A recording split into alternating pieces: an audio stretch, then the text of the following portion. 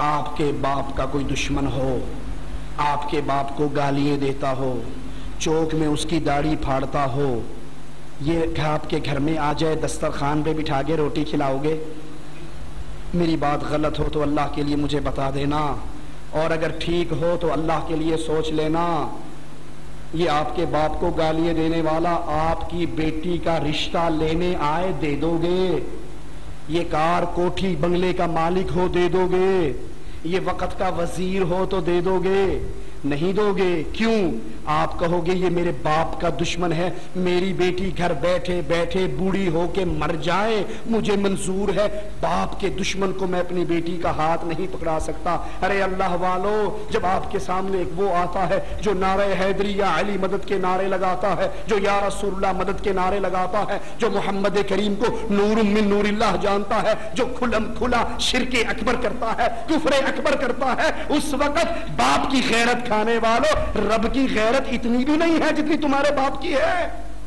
باپ کے دشمن کو تو گلے لگانے سے تیار نہیں ہوتے، لیکن اللہ کی توحید کا دشمن، اس کے ساتھ دوستی بھی ہے، اس کے ساتھ پیار بھی ہے، اس کو رشتے بھی دیے جا رہے ہیں، اس کے پیچھے نمازیں بھی پڑھی جا رہی ہیں، متحدہ مجلس عمل میں اس کی صدارت کو قبول بھی کیا جا رہا ہے، کشمیر کی لڑائی میں اس کی تنظیم کے سائے کے نیچے لڑا بھی جا رہا ہے، حرمت رسول کانفرنس کے موقع پر اس کو سٹیج پہ بٹھا کر اشتہار میں لکھا جاتا ہے یہ مذہبی قائد ہے ہمارا۔ آج سارے مذہبی قائدین اس میں آئیں گے اور وہ آواز لگاتا ہے تم ہمارے بھائی ہو، ہم تمہارے بھائی ہیں۔ ارے باپ کی غیرت کھانے والوں، رب کی غیرت اتنی بھی ہمارے پاس نہ رہی۔ قرآن کی آیات پہ غور کرنا، قد كانت لكم أسوة حسنة في إبراهيم والذين معه إذ قالوا لقومهم إنا براء منكم ومما تعبدون من دون الله كفرنا بكم وبدأ بيننا وبينكم العداوة والبغضاء حتى تؤمنوا بالله وحده۔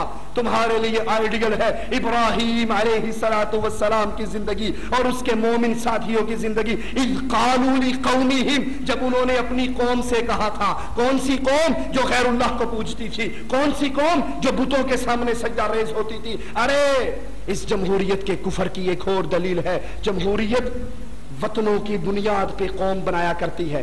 کیا خیال ہے ہمارے ملک میں الیکشن ہو، انڈیا کا کوئی بندہ ووٹ کاسٹ کر سکتا ہے؟ کیوں؟ وہ ہماری قوم نہیں ہے۔ اچھا ہماری قوم کا ہو، بھلے عیسائی ہو، بھلے سکھ ہو، بھلے مشرک ہو، بھلے بے نماز ہو، وہ ووٹ کاسٹ کر سکتا ہے؟ جی کر سکتا ہے۔ کیوں؟ کیونکہ وہ ہماری قوم ہے۔ ارے یہ جمہوریت وطن کی بنیاد پہ قوم بناتی ہے اور محمد لا الہ الا اللہ کی بنیاد پہ قوم بناتے ہیں۔ عبد الرحمن نے کہا تھا بابا، 3 مرتبہ تلوار اٹھی تھی، جب نظر نیچے پڑی تھی بابا تیرا چہرہ نظر آیا تھا، باپ سمجھتے ہوئے چھوڑ دیا تھا۔ باپ قوم تھی نا، اور یہ مومنوں کا امام۔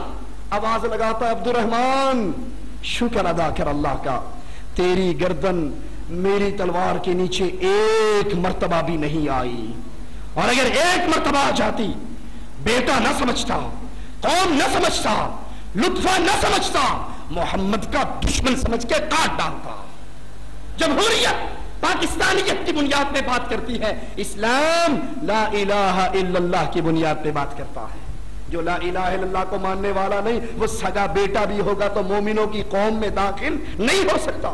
اسی لیے بیٹے نے کہا تھا اپنے باپ سے، اگر تو نے قدم اٹھایا تو گردن کو کاٹ دوں گا۔ تو نے کہا تھا مدینے میں ذلیل نہیں آئیں گے، عزت والے آئیں گے، تو ذلیل ہے، محمد عزت والا۔ فرمایا تمہارے لیے آئیڈیل ہے ابراہیم کی زندگی اور اس کے ساتھیوں کی، جب انہوں نے اپنی قبر پرست قوم، شرک کرنے والی قوم سے کہا تھا انا براء منکم، ہم تم سے بری ہیں۔ جو بری ہوتا ہے بیٹیاں نہیں دیا کرتا، جو بری ہوتا ہے اس کو سیاسی مذہبی قائد نہیں مانا کرتا، جو بری ہوتا ہے وہ متحدہ مجلس عمل میں شریک نہیں ہوا کرتا، جو بری ہوتا ہے وہ جہاد کے نام پہ، حرمت رسول کے نام پہ، دین مار کی دشمنی کے نام پہ مشرکوں کے ہاتھ میں ہاتھ نہیں ڈالا کرتا۔ انا براء منکم، ہم تم سے بری ہیں، تم ہم سے بری ہو، ہماری تمہاری لڑائی، دشمنی، اختلاف، فساد، حتی تؤمنو باللہ وحدہ، یہ لڑائی باقی رہے گی، یہ اختلاف باقی رہے گا، یہ فساد باقی رہے گا. کب تک؟ جب تک ہماری پارٹی میں نہ آ جاؤ، جب تک ہمارے ممبر شپ نہ فارم بھر لو، جب تک ہمیں قربانی کی کھالیں بھیجنی نہ شروع کر دو. حتی تؤمنو باللہ وحدہ، اس وقت تک لڑائی ہے جب تک ایک اللہ کی توحید پہ ایمان نہ لے آؤ. جو شرک کرتا ہے اس سے برات اہل ایمان پر ضروری ہے. اللہ سے دعا ہے اللہ ہمیں توحید کا فہم عطا فرمائے، اللہ توحید کے مطابق زندگی گزارنے کی توفیق عطا فرمائے. اللہ یہ توحید کا رنگ ہماری زندگی کے اندر نظر آئے، صرف زبان سے یہ کہتے ہوئے نظر نہ آئے ہم اللہ کو داتا کہتے ہیں، ہم اللہ کو مشکل کشا کہتے ہیں. جب مشرک سے ہمارا پالنا پڑے تو پتہ لگے یہ شیطان کی پارٹی ہے، یہ رحمان کی پارٹی ہے. ان کی آپس میں دوستیاں نہیں ہو سکتی، محبتیں نہیں ہو سکتی، اتحاد اور اتفاق نہیں ہو سکتا. ارے جنگ بدر میں جا رہے تھے رسول اللہ صلی اللہ علیہ وسلم، تھوڑے سے افراد تھے، مقابلہ بڑا مضبوط تھا. ایک نے آ کر کہا میں آپ کی مدد کرنا چاہتا ہوں.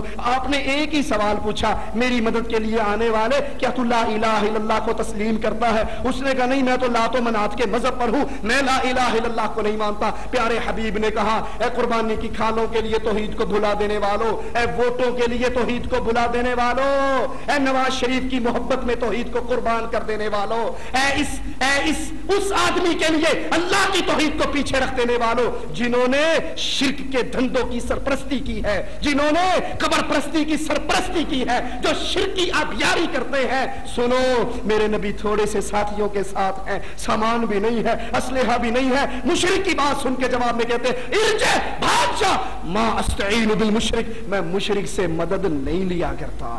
اللہ ہمیں ایسی سچی توحید عطا فرمائے، اور جب یہ توحید ہمیں مل جائے گی، اس پہ ایسے کاربند ہو جائیں گے تو پھر یاد کر لو فضائے بدر پیدا کر، فرشتے تیری نصرت کو اتر سکتے ہیں گردوں سے قطار اندر قطار. اب بھی اقول قولی ھذا واستغفر اللہ لی ولکم ولسائر المسلمین فاستغفروہ انہ هو الغفور الرحیم.